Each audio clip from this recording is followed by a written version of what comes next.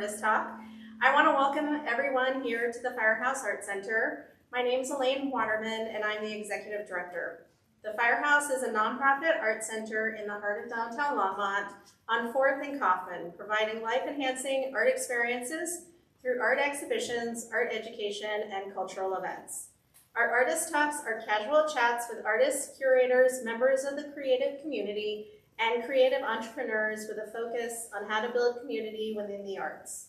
Firehouse Artist Talks give the community a chance to ask questions and get to a deeper level with the art on our walls. We are taping this talk, and you can find it on our YouTube channel, along with our past Artist Talks and presentations. And a shout out to our sponsors, the LDDA, Longmont Creative District, Scientific and Cultural Facilities District, the Longmont Community Foundation, the Community Foundation of Boulder, the Boulder County Arts Alliance, and to Colorado Creative Industries. We couldn't connect our community to creative and life-changing art experiences without your help. If you would like to donate to support our programming and exhibits, please visit our website or donate at the front desk. And lastly, in the spirit of healing, the Firehouse acknowledges and honors the Arapaho tribe, the original people of the land upon which the Firehouse sits. We also wish to acknowledge all other indigenous tribes and nations who call Colorado home. It is because of their hardships and sacrifices that we are able to be here sharing this art with you today. The Firehouse believes that we can only grow when we have a better appreciation for the history, legacy, and contributions that the tribes have made, not just to this region, but to the nation. I'm so excited to be here today with resident artist Doug Felkley. I just wanted to give a little background on the residency. We host a summer and winter residency each year, working in the South Gallery before a culminating solo exhibition in the main gallery. The Artist Occupied program at the Firehouse is intended as a professional development opportunity for emerging and experienced visual artists, where we hope it will bring the artist's work to a new creative level and also connect visitors to working environments and processes. Doug Felkley is a teacher, a sculptor, and sometimes reluctant furniture maker. After retiring from a decades-long career as a gymnastics coach, Felkley found it was time to explore an entirely new second career. This desire for something new led Felkley to study fine furniture making and design at Red Rocks Community College. Upon completion of the program, he began taking commissions for custom furniture pieces, something that he found extremely stressful. Looking for a new creative outlet, Felkley began experimenting with wood-focused sculpture and found expression for his creative ideas. Although he felt deeply connected to his new creative path, Felkley missed working with students, and out of nowhere, an opportunity to be a middle school woodworking teacher showed up. Now teaching woodworking as an art form gives Felkley an outlet both for both of his passions, teaching and art. Yay, so welcome.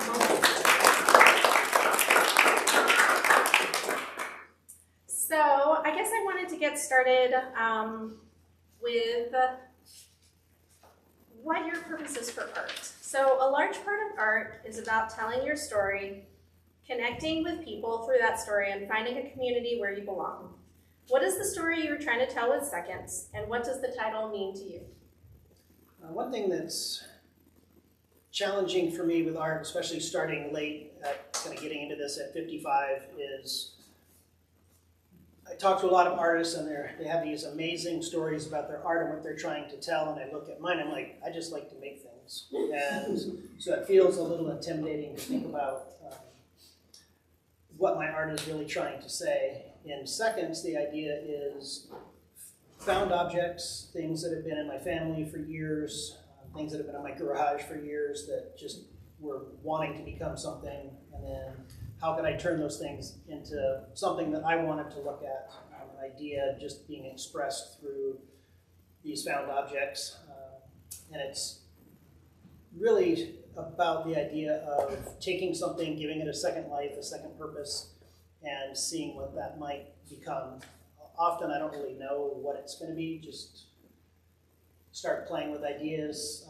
I have a practice in my studio at home that Jean, my wife, calls procrastinating, where I'll have an object on one of my tools, and I have a dartboard set up, and I'll throw darts, and I'll walk past this object many, many times while I'm playing darts. It's like, and then finally an idea comes to me. So I was calling it procrastinating, but she was really generous calling it procrastinating and giving it a better name. I thought you were going to say that you were throwing darts and wherever the darts landed. That's the thing. I told you what to do. Sometimes the darts bounce off the dartboard and land in really weird places. But and then another thing that seconds really means for me is a second career. I coached gymnastics for 34 years and loved it, but wanted to do something different while I was young enough to do something different before I got grouchy with the kids and hated what I was doing. And originally thought about going maybe to cooking school, and I did one day at the Bauman Institute in Boulder, cooking school for organic cooking and things like that, and had a great time. And actually we did a pop quiz and I did okay on the quiz, but realized I don't have a palate for food, and then at my age, do I want to get into the restaurant world and be working at midnight? Yeah. And then again at 6 in the morning prepping. And so I had done a little bit of woodworking when my son, Mac, who's in the back row, was little. I made some toys for him, a castle that became almost too big to fit in the house, but it was big enough for him to sit inside and play. And so when it was time to leave gymnastics, I thought, all right, maybe woodworking. And there was a program in Maine that I thought about going to. It was a 3-month program, and this was right after Jean and I had bought a house. And I thought, this isn't really going to work to buy a house, be moving in, and then I'd leave for 3 months and go to Maine. And then we found the Red Rocks Community College, and their woodworking program there is amazing. And so it's just sort of the idea behind seconds was second use, second careers, second opportunities to try again and see where things lead. Very cool. So as far as this opportunity to be a resident in the South Gallery for 3 months, how has that experience been? And a part of the residency is involving the community. How did you do that? It's a 2-part question. The residency itself, I was really kind of nervous about applying for that and having a lot of self-doubt in what I'm doing, and do I really have a place in the art world, and is this something for somebody like me? And Jean was super encouraging on that, and so I applied, and just in that application process, I was thinking about what items I might want to do and what I wanted to create, and being in the South Gallery for 3 months has been a phenomenal experience, just connecting to people in the community that are stopping in and seeing what I'm up to, asking questions, stopping in every day. There's one gentleman that lives on 3rd and Kaufman who came by weekly to just check and see what my progress was really fun. Rick, who's a resident, an artist upstairs, would poke his head in, talking with you, seeing Reed every week, all of those things were really felt connecting. And being a coach and a teacher, I wanted to have my community engagement be something that was like doing a lecture or something like that didn't feel right, but teaching something did. So I did a bending class where we took layers of wood, thin layers of wood called veneers. We put glue in every layer, then we wrapped them super tightly in packing tape, bent them into funky shapes, which are up on the wall behind me. And it was a 2-day workshop that was just so much fun. And everybody who did the workshop was an artist of some sort. And some people were using the bent wood to create forms to support their sculptural work in clay. And they weren't really using the bent wood for art, they were doing it as a way to make art.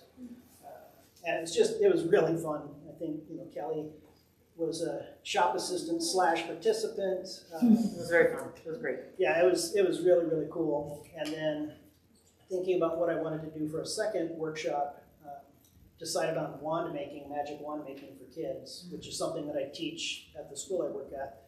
And that was super fun. And then there were a lot of people like Diane McKenzie that were like, hey, we should do an adult wand making. So we had an adult wand making, which was super fun. We just got together, carved, made a big mess, made all kinds of really interesting things. And so for me, that was one of the highlights of the residency, was just connecting to people through the workshops, having people come in and ask questions. One of the main questions that I got asked is, do you wet the wood first? And I was keeping a tally for a while of how many times I was asked that question. And the answer to that is no. In the process I'm using, I don't like the wood, but it was fun to just have those interactions almost on a daily basis when I was here. Cool. So you've talked about wood and then also cooking.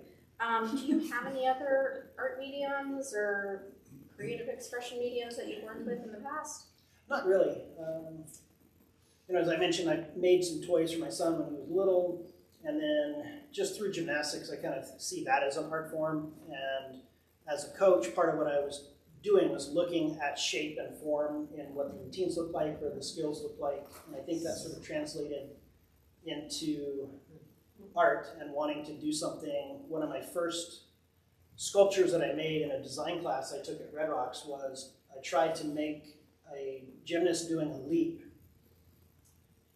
out of metal and bent wood, and it sort of worked. It was just a model, and I had this grand idea of making it on this huge scale, and every time I showed that to someone, it's like, oh, that looks like somebody running, which isn't what it was supposed to be.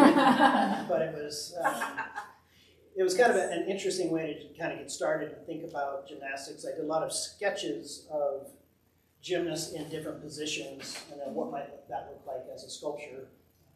And I haven't actually followed through with any of those except for that first attempt.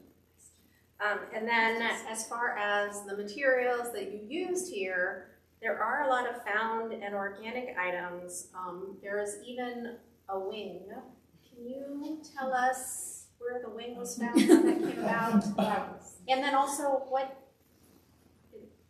would happen to it if you got it in your house and kept it for 50 years? I had questions. Somebody asked me, so I want to know. That's a great question. So the wing came from walking our dog, Benny, at Lake McIntosh.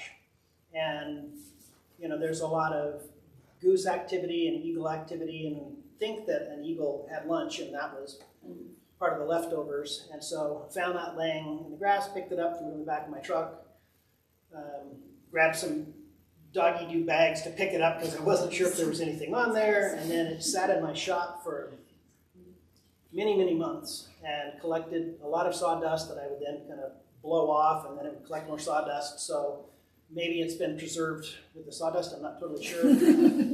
Never seen any bugs or anything crawling out of it, no smell, no anything. And so it was, but one of the things really interesting about the wing, in 2014, my dad passed away, and he had lived with us in hospice for 5 months.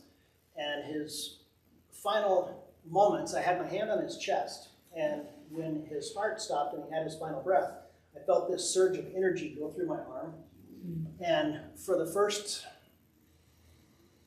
month maybe of handling the wing, I would have a little sense of that same feeling, like there was an energy that my hands kind of tingled when I was touching the wing, which at first I thought, okay, it's just bugs, and then it's like, it wasn't bugs. And it made me think about the energy of items, found items that are in the show, whether they're used to be alive or maybe not, a piece of metal, but there's kind of this life that these things bring. And the wing was one of those things just really amazing. And I did many iterations of what I wanted to do with the wing, and that one worked. The other ones were really pretty much failed attempts. So I feel like the wing just kind of wanted it just to be itself. Mm-hmm. Very cool. I like that piece. Yeah. And whether if somebody were to purchase that and take it home and in 20 years, would it disintegrate? I have no idea. It's not taxidermy know. appropriately. No, it's Yes, somebody asked that, and I just want to have the knowledge to share with them. But so you were saying that it sat in your studio, and you were talking about how your studio you kind of pass by things.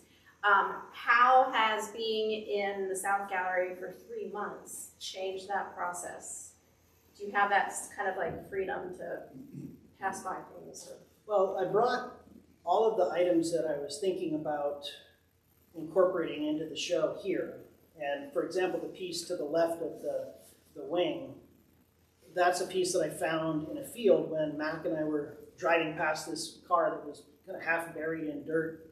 And we finally hopped the fence and went to check out this old car, and that piece of metal was there, and I brought that metal here to the firehouse, and it was hanging on one of the doors in the south gallery space. And so I looked at that piece of metal for 3 months and finally did something with it in the last week that I had no idea what it was going to be, and then I had this idea. So the wood piece that's incorporated in that is an offcut from another sculpture, just basically scrap is kind of what offcut means. And so I was like, wait a minute, that's a really cool shape, and what if I bent that metal into a curve that approximated that shape? The twisting in the metal was the way it was. And I found out through 3 sources here at the firehouse, so I'm guessing it's probably true that it's something that's inside a hot water heater to collect rust, to keep the rust from going off into the pipes, which I'm not sure the science of how that works, but so I just looked at that piece every day for 3 months, and then it's like, huh, let's try this. So you were saying that when you showed somebody your gymnastics piece, that they said it looked like somebody running, and you had to be in the community all the time when you were in the South Gallery. Did you receive feedback that, how was it receiving feedback that's so freely flowing, I guess, when people want? I've got a lot of feedback, and one of the things that I've been questioning is, and maybe the painters in the audience can answer this, but I was curious if people go into a painter's studio and say, you should use this color or you should paint. And in the studio here, there was a lot of, well, you should have done this, or what if you had done that? Wow. Even at opening night, there was someone that I kind of struck up a relationship with over the course of the residency, and he's like, you know, if you had done this differently or better, this piece would have been really, really good. And so it was, sometimes those bits of unsolicited advice were really helpful and kind of opened up a different way of looking at things. Sometimes it was intimidating. There was a gentleman that came into the studio, and the loom piece near the door to the South Gallery is a found item that I made the wood to support that found item. And someone was like, well, you know, the person in the previous show in Layers, they would have made that themselves. They would have welded that entire thing together. So it's kind of like, are you a slacker because you didn't do that? Like, and that's on me. Like, I took it that way. That might not have been the intent. And so it's interesting with the found objects of, well, I didn't make that. No, I found that, which is part of it. And then I'm interpreting that found thing. But yeah, there was quite a bit of advice. There were some people that saw me in the process of gluing things together, which sometimes, like the piece on the entryway, Kelly, Jean, and I got together, and it took a lot of glue stress to get that thing to bend around the mold the way that I hoped that it would. And people saw some of those processes as they were walking by and were like peeking in the window, and so yeah, but it was interesting. It added to the imposter syndrome a little bit. Of course. So you had mentioned that you were a furniture designer, and it was a little stressful, and I probably comes from furniture design. There's like a very strict way of doing it. Also, you're working with commissions, and people have a distinct idea of what they want. As you work in wood, which is, you know, one of the mediums that people would work for furniture design, what have you discovered? Did you have preconceived notions of how you would work with that medium, or did you just approach it with a mess around and find out mentality? Kind of both. So with the furniture making, initially everything is square. And you have a table and you have a cabinet or something like that. And I incorporated some bending of wood in my furniture, and I took a class on bending wood specifically. And it was still for kind of furniture purposes, but that really opened up the idea that things don't have to be square. And it's fun to bend and to create different shapes. And so as I came into the residency, I knew that I wanted bending of wood to kind of be the main focus of how I was going to do the wood as it relates to the found items. And bending wood is really, really fun and really stressful, just because the process that I was using is very time consuming. And looking at an idea, coming up with a design idea that I wanted to do. I drew on my experience as a furniture designer, but really kind of took it in a way that's like, okay, like the dip sign, for example, I wasn't sure that the wood would bend like that, and would it break, would it not work, and it actually did break, and it did work, kind of at the same time. So it's fun to just experiment and find out, like you said, fool around and find out, is it actually going to work? I made a mold for the wing to try to bend wood in the shape of the wing, and I made a mold which took about 4 hours of carving the pink project foam. So the back gallery was covered in pink foam, I was covered in pink foam, and then it took another couple of hours to glue wood together into the pattern that I wanted, and then I glued all that up, put it on the mold, stuck it in a giant vacuum bag that pulls the air out and forces the wood into the shape of the mold. Came back the next morning and it was a total failure. It did not work at all. And so it's just like, okay, that's fine. I'll go a different direction. And that was kind of freeing to be in the South Gallery for so long and just try things, and if it worked, cool. If not, Are there any other pieces before we kind of talk about the South Gallery artists as well, like that you wanted to speak specifically about? Actually, there's a few of them that are, I think, kind of interesting. So, for example, the glass balls back there, those are floats from Japanese fishing nets that are antique fishing nets that my grandmother had at her home on Catalina Island that are probably 80 years old or so, 70 years old. And so those have been in my family forever, and then I wanted to incorporate those somehow. And so for that piece, I had to teach myself how to macrame to hold the balls. So each one of those balls, I did this macrame form probably 4 times to get it right. And then getting the spacing between the balls correct took a little bit of patience that luckily I have from working with kids for as many years as I And then the piece on the far left is an interesting piece because the bamboo, so Jean does Japanese flower arranging, and when we first met, she was studying Ikebana, and so I made that container for her as a gift, a Christmas gift for her to use with her Ikebana. And then we didn't do anything with it for years, and then Jean found that barbed wire at a thrift store, and the metal hoop we had from somewhere, and so that piece is kind of mostly Jean, partly me, collaboration between the two of us, and it's kind of fun to just have something that's been one of the pieces that people have really commented on, and that's one of the pieces that I did or we did the least to, which I find really interesting. And then I did have a question because I keep misremembering. For the C's that are in the back, how much string is that?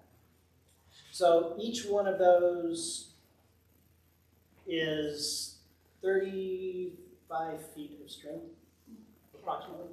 And so when I was doing that piece, that stemmed from a drawing that I did in high school where and it's on the wall over here in the process section, where you just take a right angle and you use straight lines to create a curve. It's like, well, how can I do that in 3D, which is how the chair came about. I was throwing that chair away, and I was like, well, that's a right angle. I could try this and see if it works, and then it worked.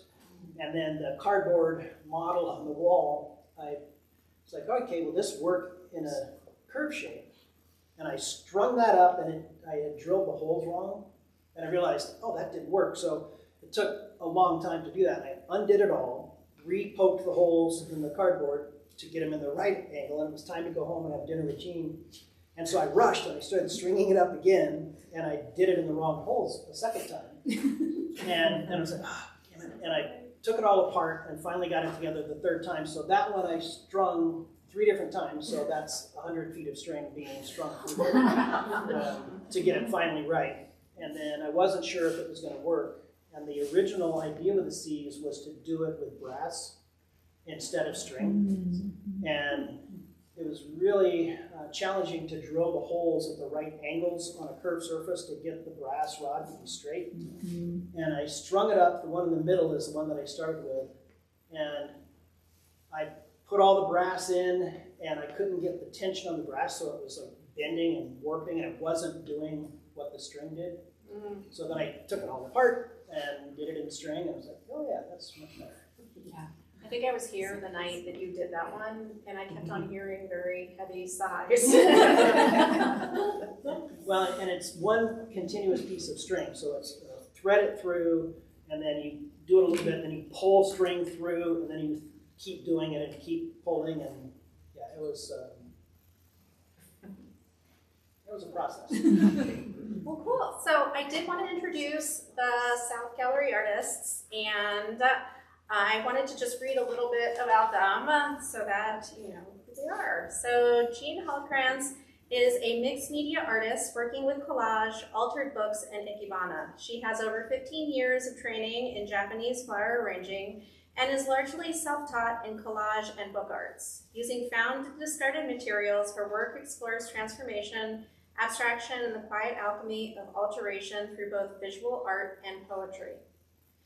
And Kelly Drumright is a transdisciplinary artist, writer, and audio producer working at the confluence of mad pride, disabled erotics, and queer futurities.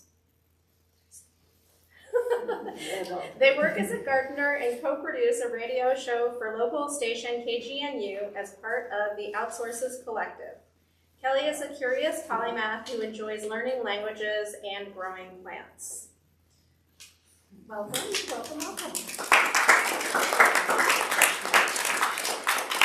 So part of the residency is that the resident artist has the opportunity to curate the South Gallery. So how did you curate the artists in this space, and did you have preconceived notions of what they would be creating?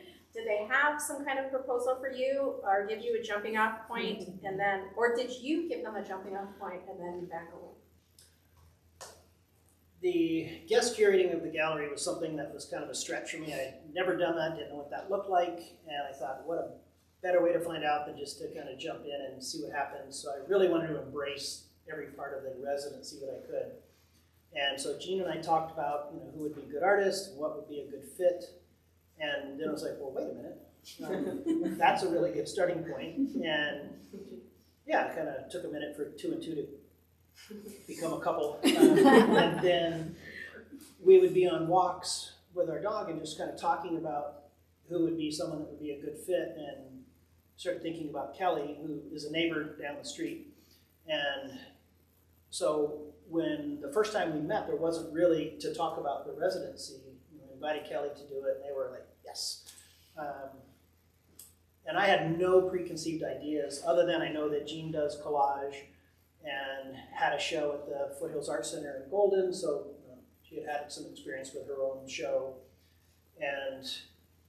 But it was kind of just, let's get together and talk and just see what happens. And Kelly showed up with a giant IKEA bag filled with wood and ID bags and different things. Like, well, this is what I'm thinking. Like, this is really fun and really cool. And then I'd go into my shop and pull out other wood, and we were just, like, it clicked right from the start. And it just felt really like a good match. Cool. So Jean, there are so many husband-wife creative teams throughout history. What is your dynamic in working together creatively? Is someone the ideas person and the other execution? We were talking about collaborating this morning, which ended up, I was in tears, because Doug said for the next possible collaboration, I didn't say we were necessarily collaborating on that. I haven't agreed to that yet. So I already had some emotions about that today. For this show, I feel like Doug just set me free to do whatever I wanted. And we check in about things. We share a lot of ideas in our house just generally, and I think we push each other to be the best version of ourselves. I think we're equals, but we have very different skill sets. So I think sometimes I might be more of the idea person, and Doug is definitely the executor of ideas to a much better standard than what I would do.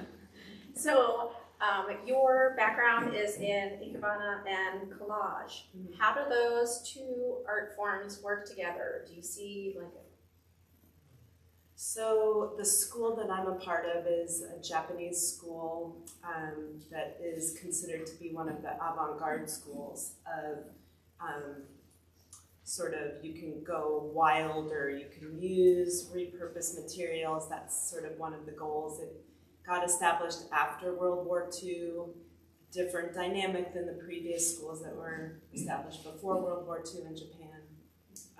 The idea is sort of much more freer expression. One of the lessons is you combine art with ikebana, and so I practiced that a little bit. Never done anything like this before. I think that they marry well together.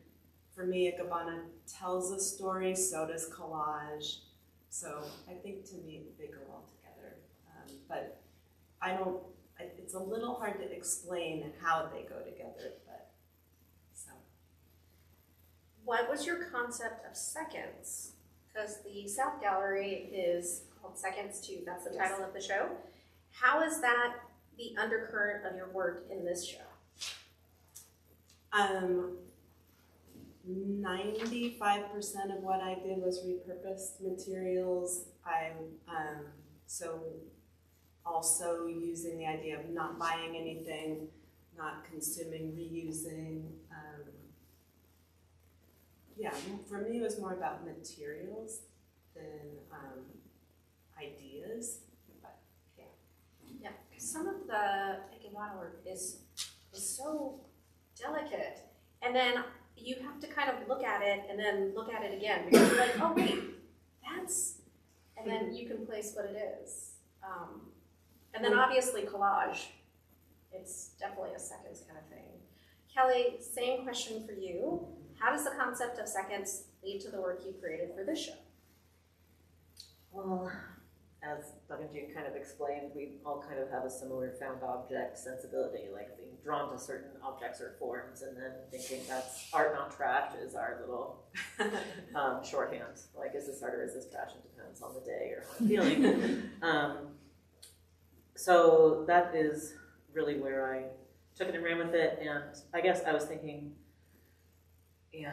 through things, I guess, the other day, and this is also the second time I'm encountering art again after basically, like, I went to school to be a professor and was teaching Spanish, and academia really, like, trains a lot of the creativity out of you. So I use my art practice as a way to be like, breaking rules, or there are no rules, there are no boxes, and I really wanted to push it here because I've been doing more 2D, a lot of growing plants, pressing them, and then using them in various combinations with also greeting cards with that people would send me, and kind of redisplaying the art in a different way in my house. And I wanted to push the boundaries and use my medical supplies and really make people take a second look at things that are, very mundane to those of us who are chronically ill and disabled, and make it sparkly and fun. Same with the queer, trans, gender transition paraphernalia too. I wanted to give that another life and make it sparkly and not like abject and shameful. And there's also there's a few second, maybe double entendre meanings in some of the titles. So like there's nods in the get well soon pieces with the IV bags to bondage and how tethered the queer and disabled life is to the medical industrial complex, but I wanted to make it like eroticize it and make it pretty as well. So the work obviously draws from your personal experience and brings it into a public sphere. Mm-hmm. What are you hoping people see when they look at these pieces? And I know a lot of them say like, touch me or squeeze me, which was, as somebody who like spends time, don't touch that, don't touch that, don't touch that. The first time I saw it, I was like, ah, and then I was like, oh wait, yes. Yeah. So what is that interaction? Like, what do you want them to feel about? Like I wanted to, I guess, force a sort of intimacy, especially for people who that's something that's, not part of your daily experience. And another thing I wanted is to, like, the pieces with the foil leaf are all inspired by kintsugi, you know, the Japanese art of repairing pottery with gold in the cracks, and that highlights a sort of how, I don't know, I like how veiny everything looks too, and that reminds me of trees, and it's all like fractals, you know, so I feel like the red string, you know, sometimes connecting it all together aesthetically. But I guess I wanted people to be faced with it and uncomfortable, or even touch it, maybe like definitely touch it and shake it and maybe behold it in a different way and make people witness it in a like maybe reverent sort of manner. Very cool. And I was, the title Seconds too actually came at the last minute. And early on, I was thinking this is more of a do ask, do tell story here. And I thought it's the opposite of don't ask to don't tell. It's, you know, important to tell a story. So for a while, I actually thought it was going to be don't ask, do ask, do tell, with the N and the T crossed out. But we went with seconds too. Which also works. Yeah. Yeah, and you had mentioned that seconds mean so many different things. Like you were saying, double entendre. Seconds is obviously second careers, time passing. Like, what does it mean? All of those things? Yeah, it does. And one of the things that kind of happened during the residency, as far as the title Seconds, so being in the studio as often as I was, from January 1st until opening night, I had not been here. Been here every day, almost all day, working really hard. And so I had the opportunity to see people come into the gallery and move through the space. And it surprised me, and I noticed this going to museums and different things, but seeing people, the layers exhibit that was here before, there were 50 or 60 pieces in the gallery. And I'd hear the door open, hear the gallery host say something, and then someone would move through the space, and I'd hear the door open again like 60 seconds or 2 minutes later. It's like, how can you possibly have any concept of what just happened? So they're literally looking at pieces for seconds at a time.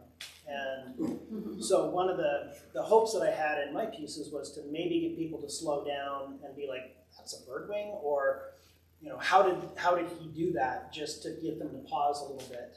And so it was that idea of the time and the time it takes for something to get rusty and just patina it in such a cool way. And even in the process of bending wood, you know, make a form which could take hours. I'll put it in the vacuum bag to glue up, which is usually overnight. And so each of these pieces took an incredible amount of seconds to get to where it is. Yeah. And then one of my notes says seconds can also mean secondary quality or something that's already broken or fixed, which kintsugi is that. And then also I know one of your pieces broke and then you had to fix it. Can you speak to both of those, or speak to kind of like what that secondary process is and what that is for the creative process? Yeah, it's so my teacher in woodworking school called mistakes design opportunities, and I really like that. That stuck with me. And my students that I teach, we talk about design opportunities when they're like, Mr. Felkley, this happened. It's like, well, what is that going to be? And so on the entryway, there's a small piece on there that was supposed to look like this piece to Elaine's right. It was going to be similar to that, and I had made it into that shape, and I was talking with Jean and some friends that were in the studio space, and as I was turning, I hit that, and I just finished it, and it fell off the workbench and broke in half. And like, oh, okay. And so I thought about, well, can I fix it? Can I glue it back together? And then I realized, well, if I glue it back together in a way that it didn't start out, it was better. And so that kind of, I don't know, the destructive quality of breaking something and then seeing what comes from that was really interesting to me. I have a butter dish at home that I broke and have been waiting years to try the kintsugi to try to glue it back together. And I'm thinking, well, do I really want something that touches food to be glued back together in this way? And the real Japanese process is incredibly toxic. the way that they do it. And so I was just going to use super glue and gold dust. But yeah, it's really interesting though, just when things. I might have some things that you could use. Some gold dust for you to use. Yeah, I think that is kind of it. And Kelly's pieces too of just, I was watching them do the gold leaf and finishing off some pieces. I think this is so cool. Really fun. Yeah. I walked in when you were doing that. I was like, oh my goodness, And then I also asked you, were these pieces sitting in your home? Because there's actually one piece that I really love. And they're all not for sale. But you had said that you had just made them for this specifically. Yeah, the suspended piece that's in the antique yoke straps that are courtesy of Doug and Jean. I had that one and been working on that one for about 4 years, and then all the other pieces came after the invitation from Doug and Jean to participate. Cool.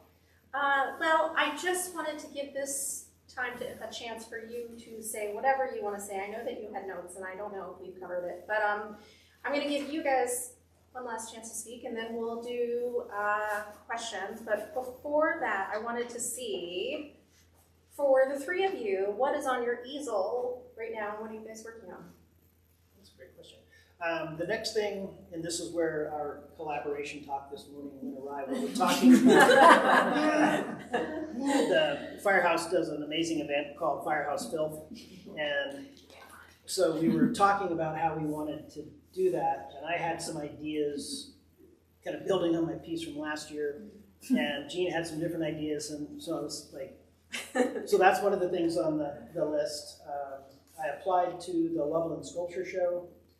That I wanted to do that since starting sculpture, and being here at the residency finally gave me enough time to make a body of work that I could submit. So I find out March 9th if I get into that. And then the residency experience was just so amazing that I wanting to apply to a residency that Jean found in New Mexico that's a week, just a week. You go down, you create for a week, and then your whatever pieces get created are in a show in Santa Fe. And so I'll probably apply to that and just kind of try to get myself out there more. Cool. But filth is definitely on the radar. Firehouse Filth, open wall at the Mocha, and making soul collages. So that's one of my practices. I'm also thinking about Firehouse South. I mean, there's like some, if you know, leash and collar stuff in the work over there, so I might build off of that using some more medical supplies. And then I do think of gardening kind of as an artistic practice, but it's in like 5 dimensions because you're using time also. So I've got the garden on my mind and the things that I want to start and harvest there. Very cool.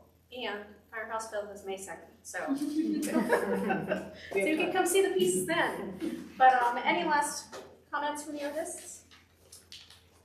I think for me, just gratitude to the Firehouse, to you, to the selection committee, all the support and choosing me. Like I said, I have this imposter syndrome, so it's been really nice to be acknowledged and to be able to come in and be a part of this.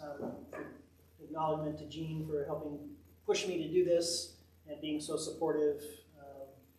When we did the setup in here, Mac was with me the entire week, helping me get things on the wall and naming pieces and talking about things. So it's been really nice to have this kind of be a family affair, and just a lot of gratitude for this whole experience. Oh, I feel grateful too. So I said this at opening night. After Kelly presented what they were going to do, I was like, wait, that's very deep. What am I doing? And I was like, I want to do something that's meaningful. I feel like I have a responsibility to do something meaningful. And I tried so many different ideas that went nowhere. After January 1st, I created all of those pieces. So it was, once I let go of, here's the story I want to tell, the story just came through me. So I am proud of myself too that I stuck with it, because I was just trying to throw a lot of things together and none of them worked until it was like, this is actually my voice coming through. So I'm happy for this opportunity. Me three, I'm also grateful. And like, especially to Doug and Jean for being such amazing neighbors and comrades and friends and open to creative collaboration. And I guess you asked Elaine what, I hope people get from the work. And a quote came to my mind, Caesar A. Cruise's, art should comfort the disturbed and disturb the comfortable. So I think that's kind of what I was going for with this. And I'm excited to see where the art practice goes next. Cool, so we'll open it up for questions. Does anyone have questions? I was thinking about authenticity, with the way that I just get concerned, I think, about having so many things online or going somewhere and photographing something and looking around and doing something that isn't really authentic. And I wonder if that ever goes through you in situations. Like, I know it does for me, and I'm thinking about it these days, especially because of AI. But I just wonder if you had inspirations, anything that kind of moved you forward or around, or, just giving credit to other people in situations where maybe something came to you other than from yourself, if that makes any sense. I think that's a really good question. For me, part of the inspiration came from Jean and her flower arranging practice. So when we were first dating, every Wednesday she would have her class, and I'd go at the end and see what all the people had created, these beautiful arrangements, and then they were gone. They just packed everything up and went home, and that was really interesting to me. And then going into the woodworking program, the teacher that I had was phenomenal. Just this guy who, I remember along with design opportunities, one of the other things that he said that stuck with me was, well, perfect is good enough. And he makes these beautiful pieces that aren't perfect, and he taught us how to talk about our work without pointing out the flaws.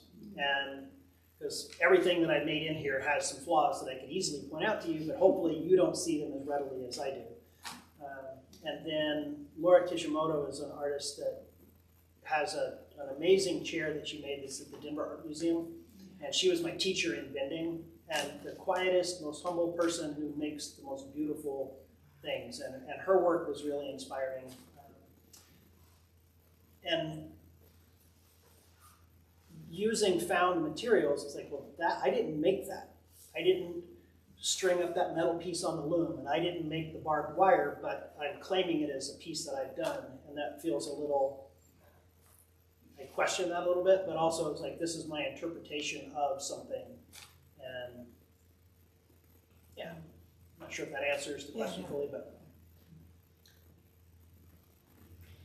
I think piggybacking off of sort of authenticity that I heard from each of you in different ways was just kind of validating the process of just intuitive creation. And for me, that kind of, I remember going to grad school, and by that point, it's all like hammered into your brain, like, what's your intention? And finally I had this teacher who was just like, you create intuitively, and that's totally fine, and so validating that intuitive process and discovery, like you said, you worked on one piece for like 4 years, and all of a sudden it was like, blah, blah, blah, like it all just poured out, and you kind of did everything since January once you let go and just let it kind of unfold without having to define everything. And I guess part of my question too, in terms of intuition, is whether, I guess maybe Doug, you're the one person who, I think that's kind of your imposter syndrome, right? And sort of feeling like if it isn't purely defined, that it's not super valid. And I think for me that authenticity comes through and just trusting your intuition, and that's kind of what makes it, that's just kind of what you reminded me of. So just wanted to say that. Yeah, well, I think, full disclaimer or full disclosure, I was a student in one of Diane's classes at Front Range, and the way that you taught that class kind of helped with this, and especially the vertical line drawings. that was something that really has stuck with me. And so it's this idea of like trusting. When I was coaching, I would tell the kids all the time, trust your training.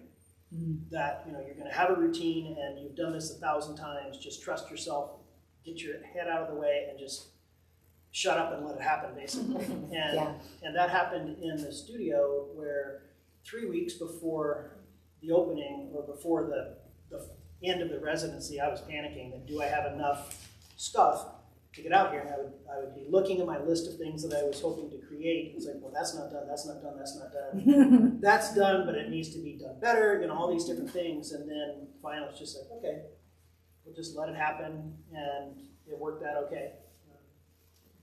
The final thing was the small little piece to the left of the bathroom that happened literally the day of setup.